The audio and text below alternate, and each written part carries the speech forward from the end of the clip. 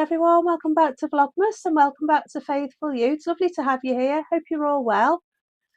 Today is day 4 and 5, I think, of my Vlogmas. I'm sorry I've not been getting to you every day, but my Wi-Fi is just not up to it. It's just really creaking. It's a dinosaur Wi-Fi, and the last vlog that you got took nearly 3 days to upload from my house. So the plan moving forward is I'm going to try and do every other day for you. I'm not going to get in every day. There's just no chance whatsoever.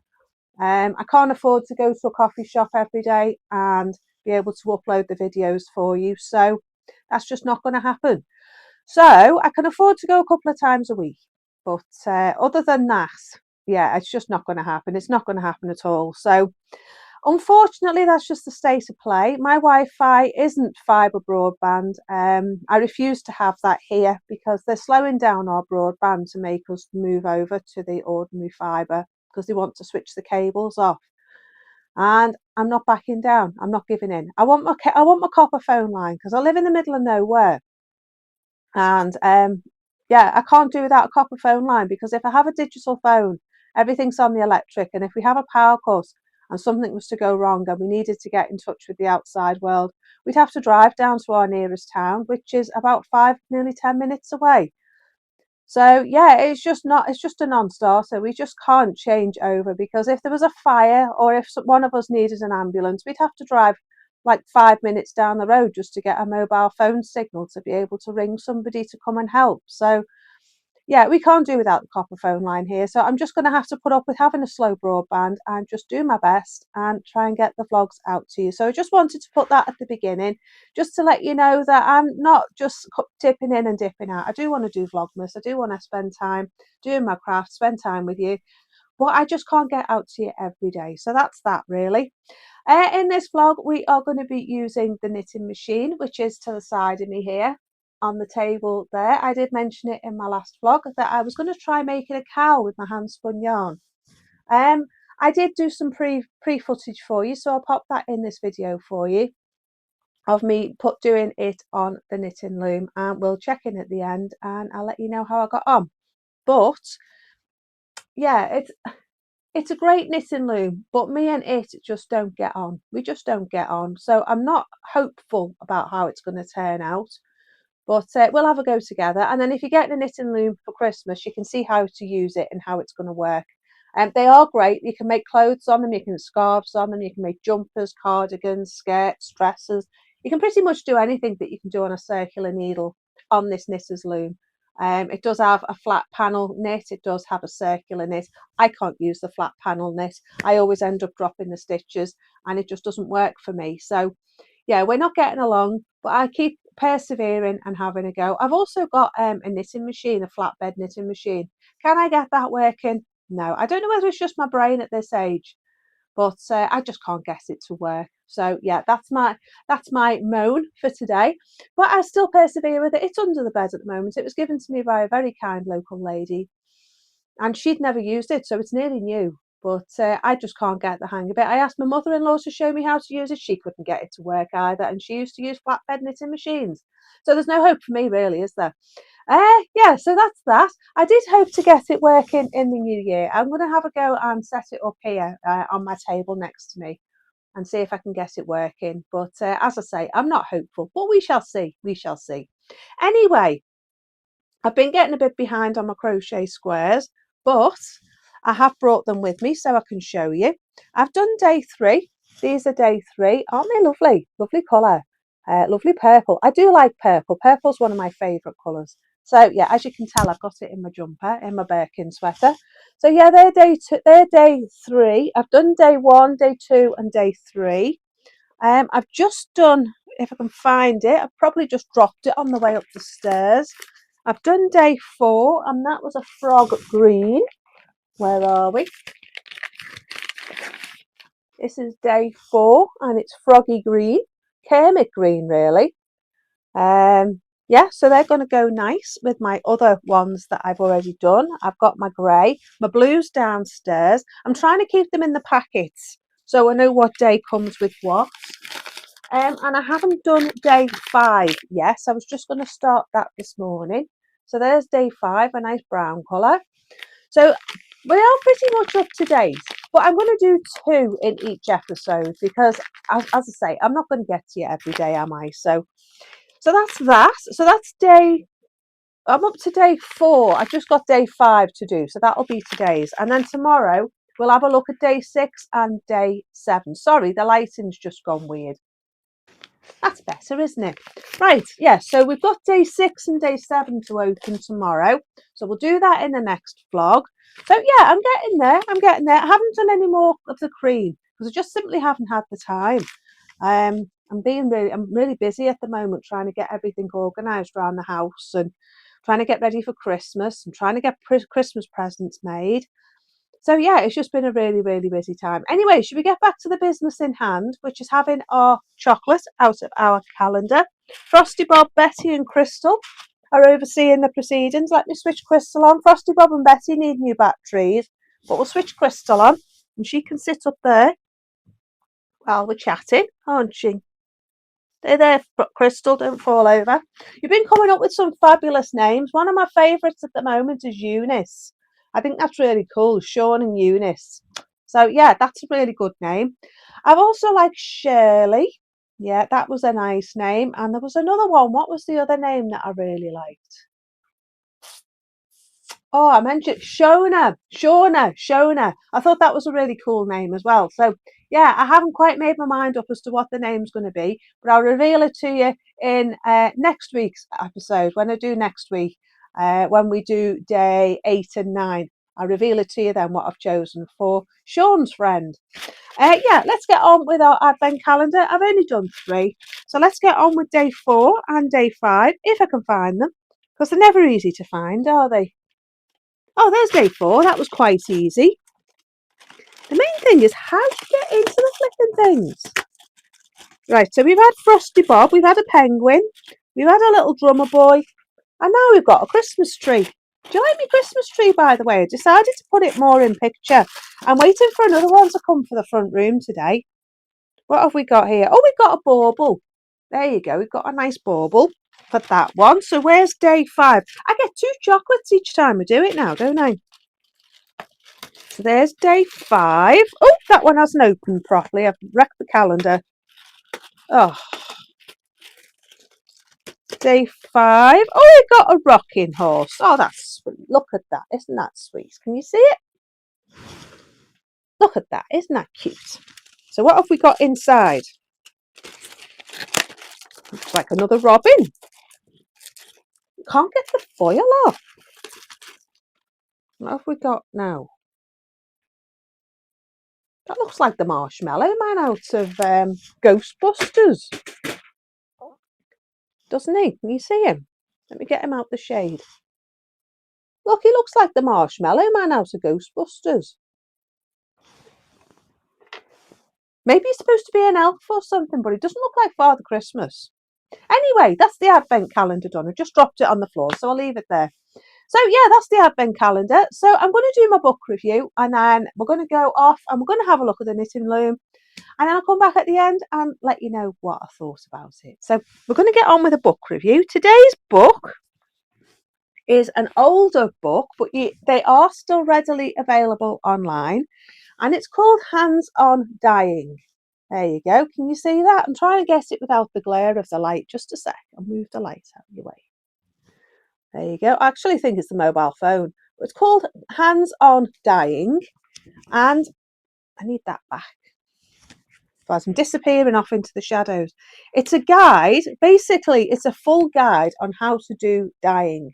I think it's more to do with acid dyes than natural dyes. But it also does have projects in it as well for making things with the things that you've made in your dye pot. With little charts as well. It talks to you about stitch resist samples for a scarf. Is it batik? I think that's batik. Dip dyed woven rug. There you go. Look at that. Isn't that nice? Making a top. Rainbow dyeing. Resist techniques.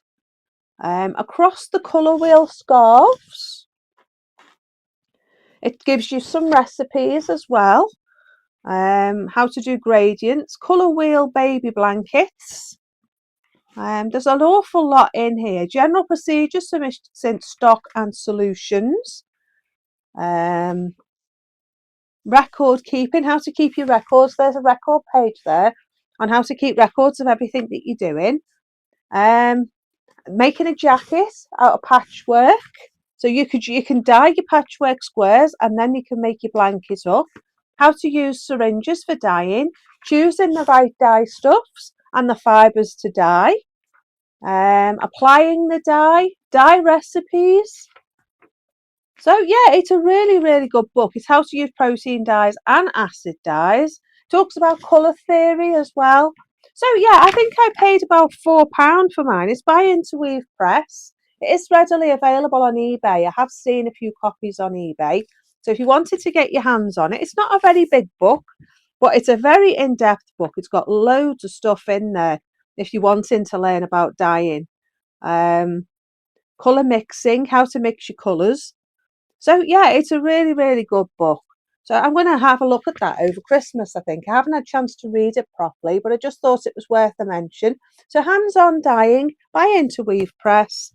And it has, how many pages? 110 pages in it.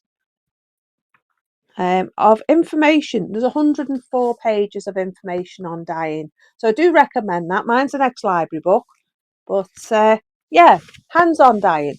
So that's my book review for today. I don't think I've got anything else to share with you.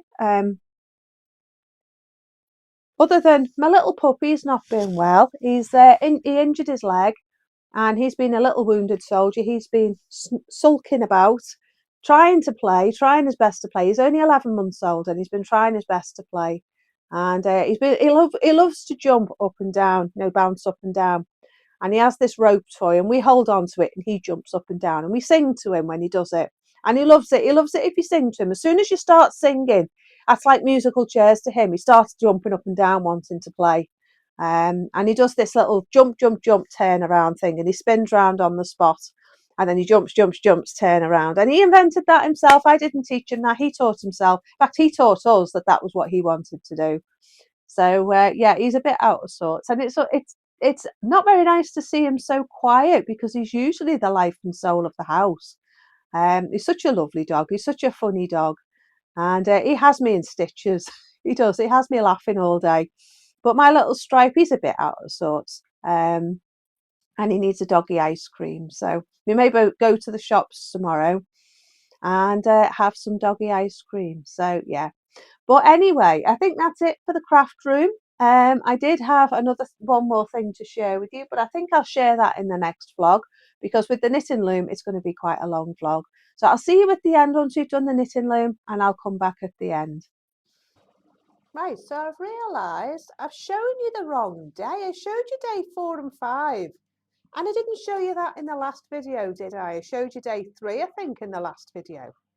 I'm all over the place trying to get this done in 2 days instead of 1 day. I think I've just got myself muddled.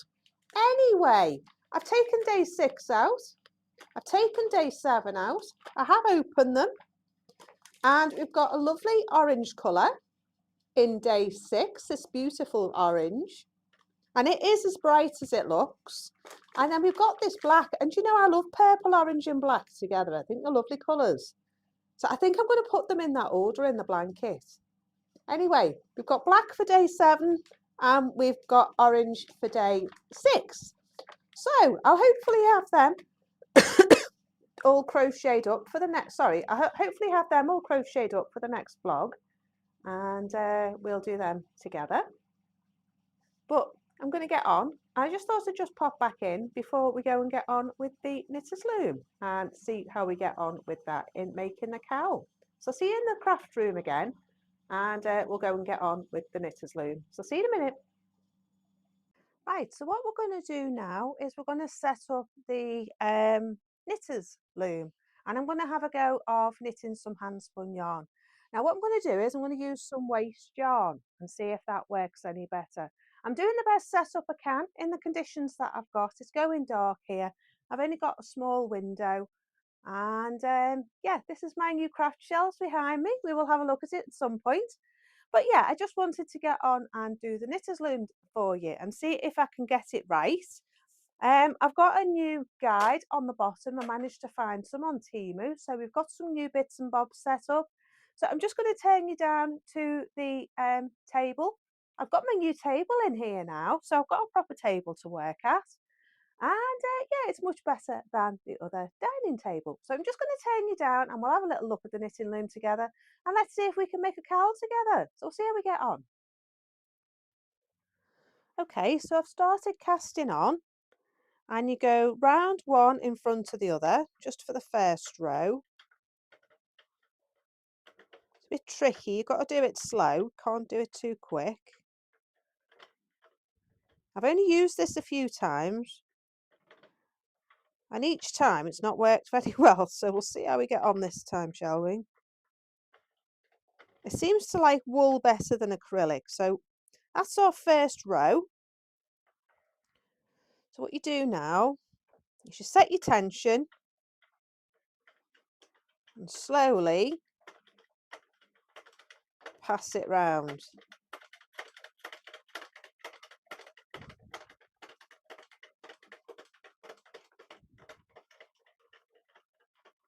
And I'm just going to do a couple of rows.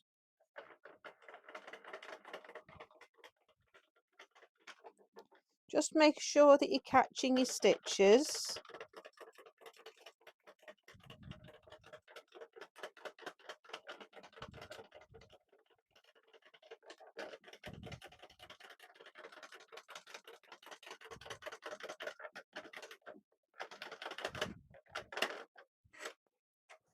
Make sure that your yarn can feed through, not like what I've just done.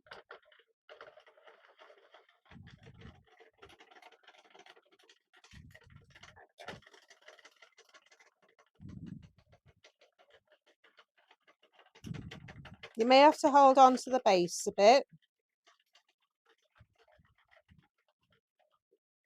Right, okay. The mouse has been at my yarn. So I'm going to go with the brown one first, I think. So let's see how we get on with this one. So I'm just going to attach the two together. Like that.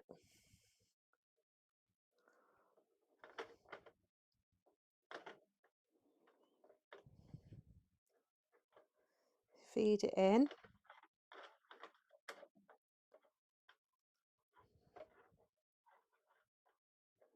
I feed it in myself.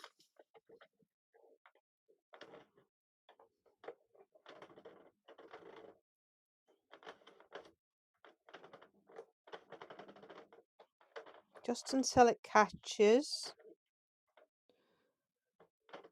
Then when I get back in line, I'll pop it on.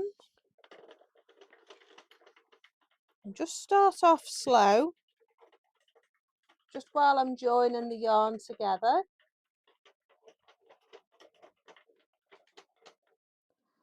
And then what I'll do is I'll come back at the end and let you know how I got on. Because you don't want to see just me turning this round for hours, do you? You have to be careful that the yarn's not getting stuck. Especially with hand spun because it's thicker.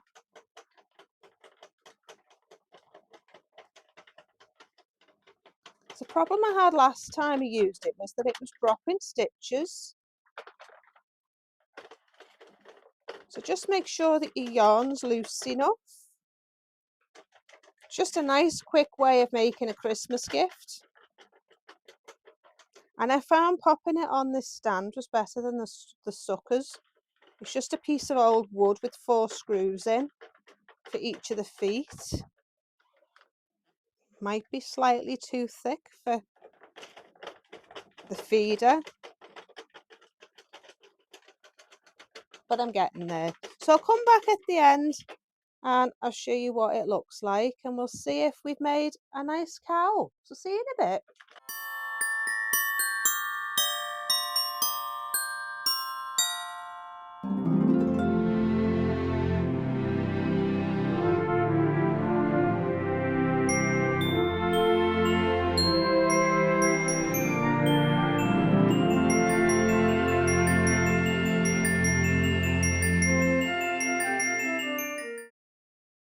Right, okay, so the knitter's loom.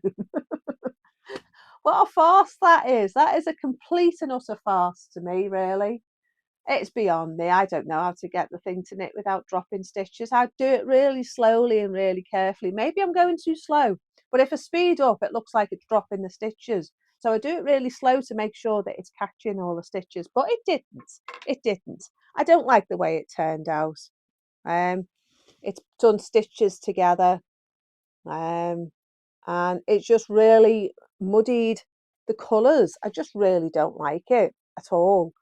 Um, no, it just looks horrible. It needs knitting on a bigger needle, really. So what I've decided is I'm going to knit it up on a 10mm needle and see how we get on. So I'm going to have a go at doing that today, but it has done quite a few stitches where it's done baggy stitches and it's joined them together, and where the yarn's gone thick and thin, it just looks messy. It really does look messy. So I think done on a 10mm needle, giving it a lot of drape and a lot of bagginess, I think you'll be able to see the stitches, you'll be able to see the yarn better because it's quite a tight knit.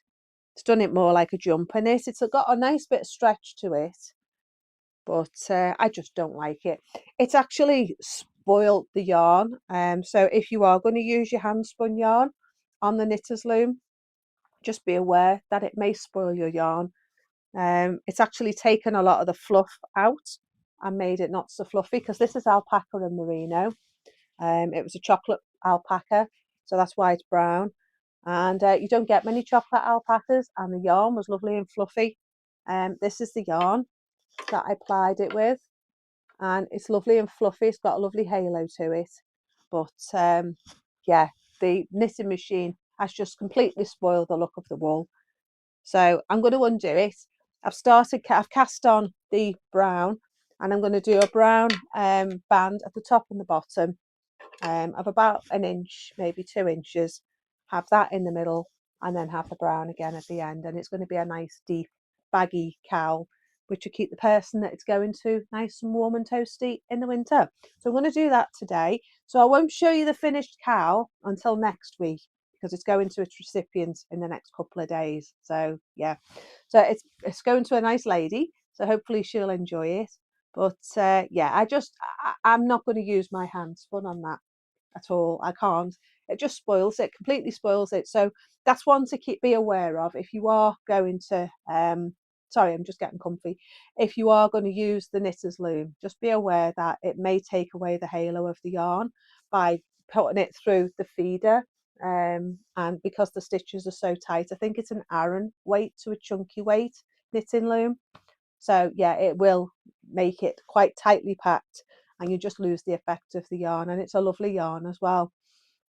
So yeah, that's my assessment of what I've made on my knitter's loom. So I've also got this one to do, which is another gift for a friend, and I'm going to knit that on the bulky needle as well. So I'm using my Knit Pro interchangeable needles, and hopefully the 10mm will be big enough and make it nice. I'm already noticing the difference looking at it on the needles, and it's going to look a lot better. So that's that. So I think I'm going to go.